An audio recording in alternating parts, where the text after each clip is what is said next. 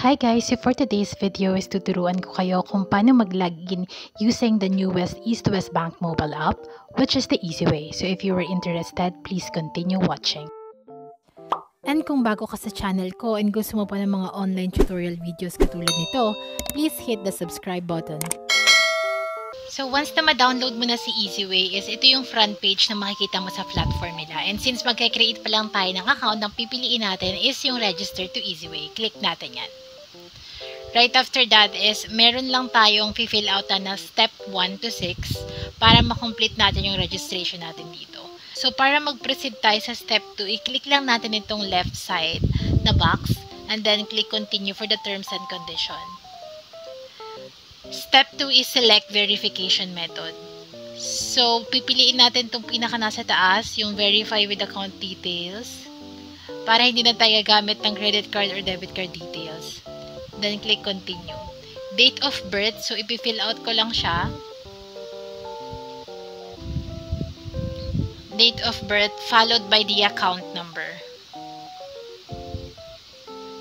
Then, click continue sa ibaba once na ma-fill out mo na yung dalawa.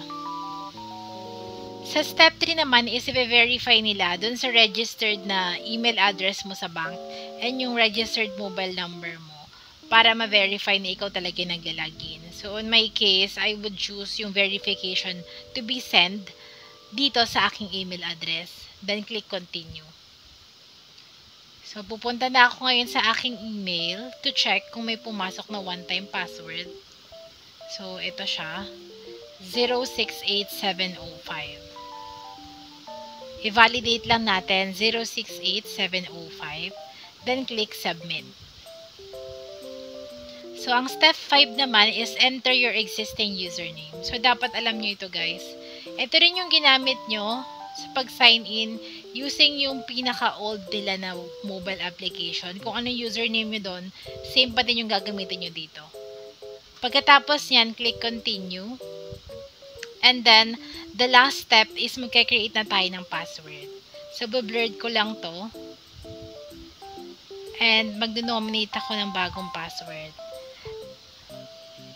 So, dito tayo kadalasan nagkakaroon ng problem kasi hindi natin sinusunod yung requirement. So, bago tayo gumawa ng password, make sure na basahin nyo itong nasa ibaba, which is a minimum of 8 characters, at least 1 lowercase character, at least 1 uppercase character, at least 1 number, and at least 1 special character. So, dapat lahat ng yan is meron yung password na i-create mo in order for you to proceed.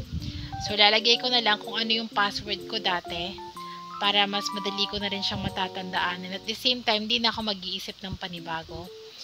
And then, ko-confirm mo lang din siya dito sa may ilalim.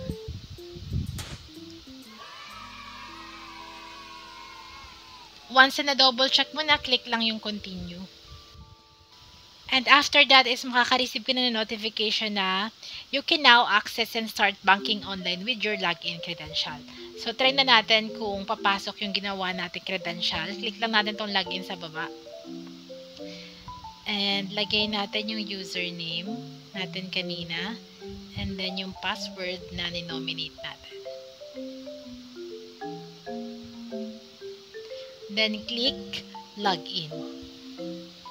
Mag-send sila ulit ng one-time password. And nasa iyo, kung meron kang Google Password Manager, is isave mo na lang din siya para next time is hindi ka na magta-type ulit. So, isasave ko siya on my case.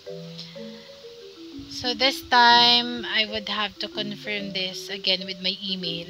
Kasi kadalasan nakaka-encounter tayo ng delay sa one-time password pag ang pinili natin is yung through text message. So, I would prefer yung via email.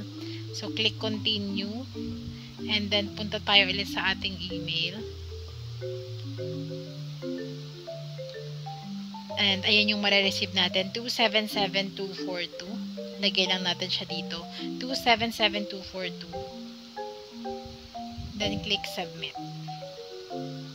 Ang next naman is magsa-set up tayo ng biometrics and passcode. Click continue. So, meron siya ulit na one-time password. So, dalawang one-time password pala ang gagawin natin in order for you to save yung credentials mo para tuloy-tuloy na yung pag-login mo next time. So, click natin ulit yun sa Gmail account natin. Then, hit continue sa baba.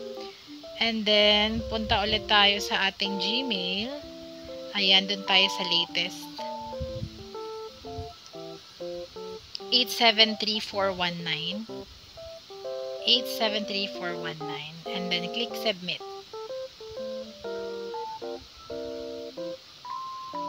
So, this is the time na mag-enable na tayo ng biometrics. So, click lang natin yung enable fingerprint. And then, touch the fingerprint sensor. After that is magka-create na tayo ng passcode natin, which consists of a 6-digit login code. So, nominate lang ako ng 6-digit natin.